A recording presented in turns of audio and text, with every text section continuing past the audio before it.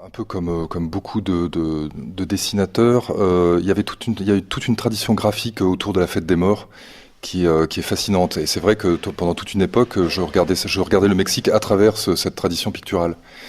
Et bon, voilà, ça c'est une chose, c'est la tradition picturale. Le fait d'aller et de découvrir le pays, c'est tout à fait autre chose. Après, il y avait des images du Mexique au niveau de ses paysages et qui paraissaient très variés et vraiment très intéressants. Mais ça, je m'en faisais une idée comme un touriste.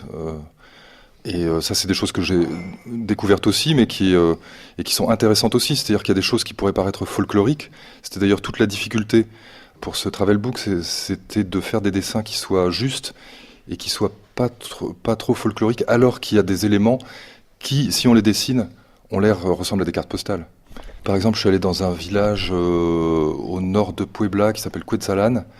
C'est un village dans lequel il y a des Indiens. Enfin, c'est une petite ville dans laquelle il y a beaucoup d'Indiens. Donc, si je les dessine, parce que les femmes sont habillées en blanc, elles sont pieds nus. Enfin, c'est quand même étonnant. Donc, si je dessine ça, c'est vrai que ça peut très très vite prendre un tour folklorique.